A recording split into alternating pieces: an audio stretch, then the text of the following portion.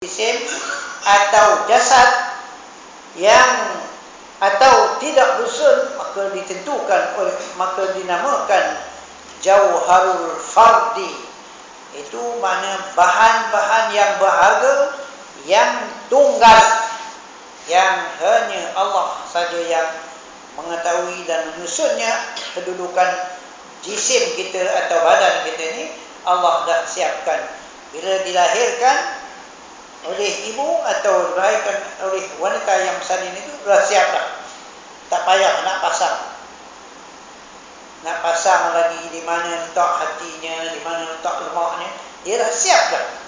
Itu jauharul fardi, mana yang sangat bernilai bagi kita orang yang beriman ni. Apabila lahir seorang kanak-kanak itu, tanda kita menghargai pemberian anugerah Allah Subhanahu Wa Taala itu, mestilah disunatkan ataupun mestilah rasa syukur kita kepada Allah Taala itu. Dapat saja bayi atau anak diarahkan oleh Nabi mengadakan penyembelihan akikah, tanda kita membayar atau memulangkan harga tinggi kepada Allah Subhanahu Wa Taala kerana Dia telah memberikan kita anak atau telah memberikan kita cahaya mata yang tidak ada siapa yang boleh menghargainya atau membayarnya melainkan Allah Subhanahu Wa Taala yang anugerah kepada kita. Dan iaitu suatu yang tiada menerima bahagi. Maknanya Allah Taala berikan kita bayi yang disebut, contohnya kita kata jauharul fardi tadi, ialah nyawa. Nyawa tu tak ada di mana letak nyawa? Di tangan ke, di kepala ke, di perut ke, di kaki ke, itu tak tahu.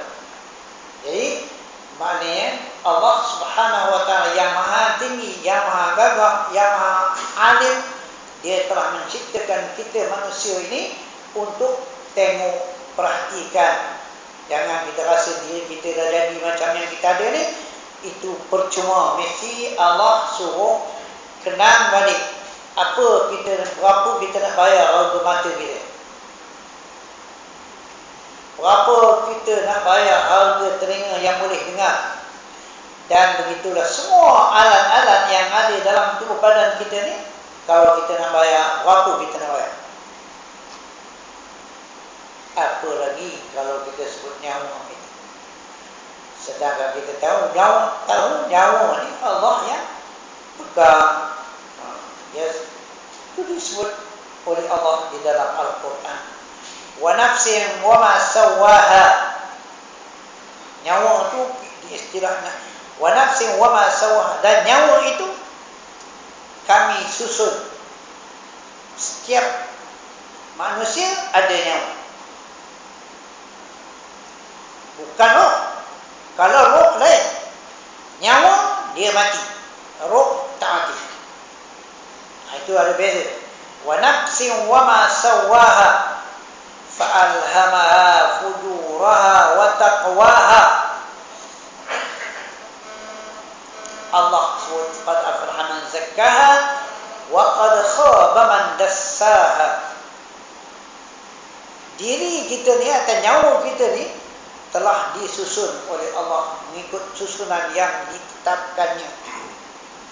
Macam saya dah ada kepala, dah ada dua mata, dan itulah semuanya kita ni dah ada siap tanpa perlu campur tangan dari makhluk atau khususnya mak atau ayah nak menentukan di mana mata, di mana telinga. Allah dah siapkan. Bila sudah disusunnya di dalam kandungan, semasa ditiupkan nyawa di dalam diri manusia itu, siap letak.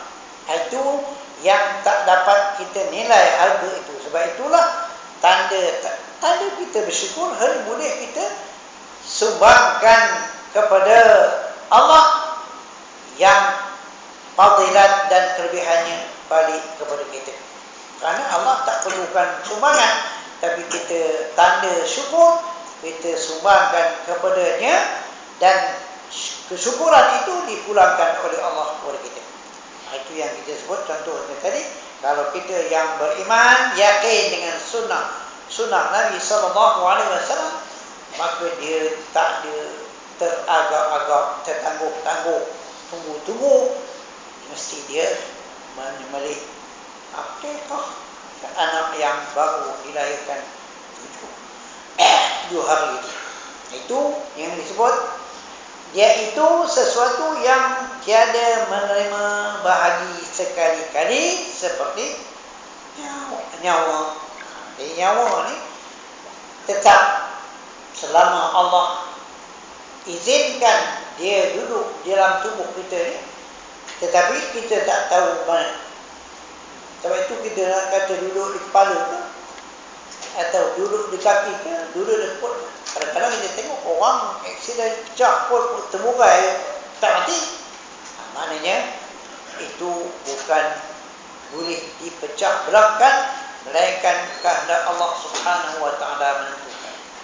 Jadi maknanya yang kita sebut pembahagian alam ini suruh kita manusia ni kenang balik tentang diri kita.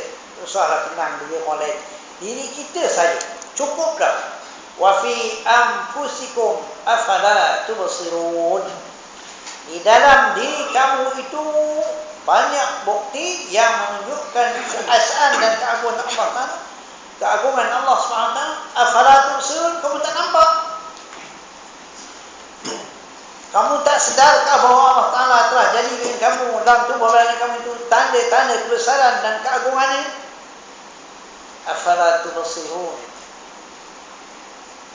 Atau dalam ayat yang kita pernah jumpa, wa fil ardi ayatun lil muqinin. Di dalam bumi ini atau di bumi ini banyak tanda-tanda kebesaran Allah Subhanahu wa taala. Oleh sebab itu tidak ada pecah belah. Manusia, khususnya kita orang beriman, mesti tunduk kepada Allah Subhanahu wa taala yang tugasnya menjadi hamba. Wa ma khalaqtul jinna wal insa illa liya'budun. Ini peranan manusia ni, tengok diri dia, tilik betul-betul. Fahamkan betul-betul bahawa Allah Ta'ala cipta ni ada pasal ke, tak ada pasal. Ada rahsia ke, tak ada. Ada tugas ke, tak ada. Ada taklifat ke, atau tak ada. Dan kenal hati. Baru dia tahu, itulah yang Allah berikan nyawa ni, supaya dia boleh mengenal diri ni. Yang disebutkan ayat yang disebut tadi, atau dalam ayat yang kita baca tadi, wa fi anfusikum afala tubsirun.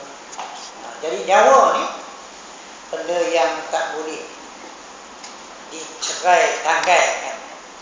Lain dengan anggota kalau mata, seperti kita pernah dengar, kalau mata buta, ada orang pakar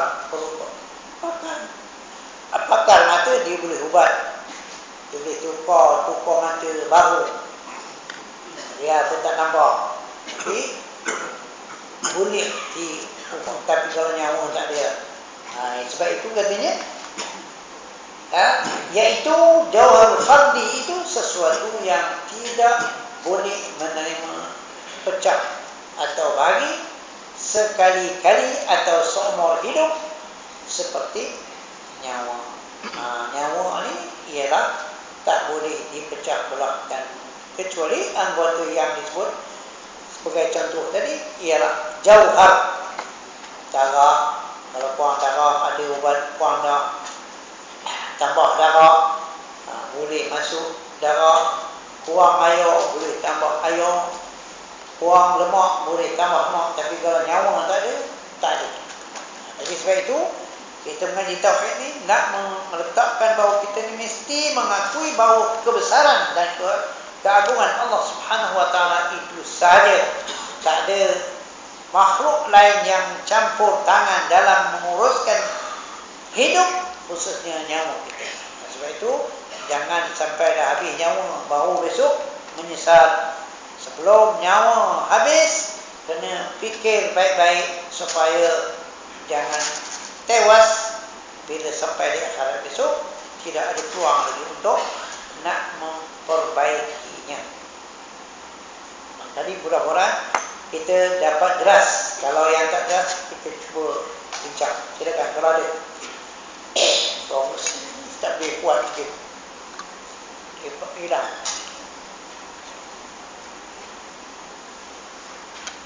Ada persikiran, silakan. Tentang diri manusia ni. Yang kita nampak macam kita semua ni. Rupa pun kita tengok. Kalau kita tengok ni sebab rupa kita ni pun tak sama. Padahal yang menciptanya Tuhan yang asal. Tuhan yang tunggal itu. Semua mencipta. Semua dia menciptakan alam. Termasuklah diri kita manusia. Manusia ni pun tak sesama ciptaan manusia. Maksudnya tak ada orang yang sama dalam dunia ini. Seperti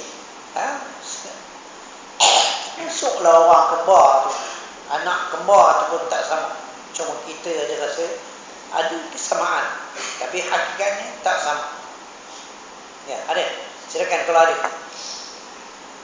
Pokoknya kita kena fikirkan diri kita. Siapa cipta? Dan apa tugas Allah cipta kita? Siapa tugas? Dan alat itu barang yang tiada dapat berdiri dengan zat. Benda itu ataupun sesuatu yang berketul itu takkan dia berdiri dengan zatnya, artinya tidak mengambil lapang. Pasal zat sudah ada pada alat itu sudah ada pada zat. Jadi alat yang itu bahan yang ada pada zat itu dia sudah masuk dalam zat. Jadi maknanya dia tak ada berasingan. Artinya tiada mengambil lapang ia dengan zatnya, dan sesungguhnya mengambil lapangnya dengan yang lain, dengan zat itu. Yakni mengikut ia akan a'yan yang berkenaan seperti akwan. Akwan itu jamak dari kaun, alam ini. Bukan kaun itu. Akwan. Akwan cakap Arab dari kaunun, kaunani, akwan, suasana yang ada kepada diri manusia. Contohnya iaitu 4 macam akwan, iaitu gerak. Kita gerak dan diam. Kita gerak dan diam. Ada kalanya kita bergerak dan ada kalanya kita diam. Dan bercerai, berpisah benda tu, dan berhimpun. Gerak dan diam, berpisah dan berhimpun itu adalah menunjukkan suasana keadaan alam ini. Mesti ada begitu.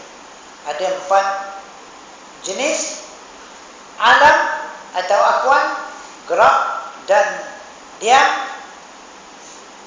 bercerai dan berhimpun.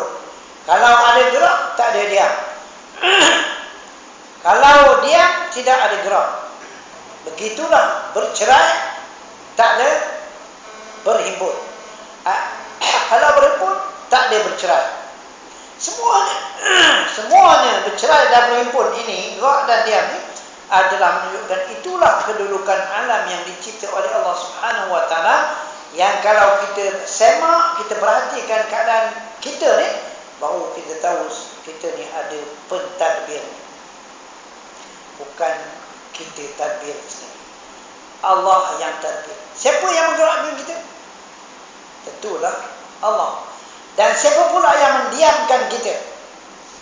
Maksud diam ni lawan bagi gerak. Kita gerak, kita diam. Bahasa diam maknanya tak bergerak. Dan begitulah berhimpun dengan bercerai, semuanya berasingan. Dan segala warna dan segala warna. Warna termasuk kita di warna kita ni cerah, warna kita ni gelap, dan begitulah. A'yan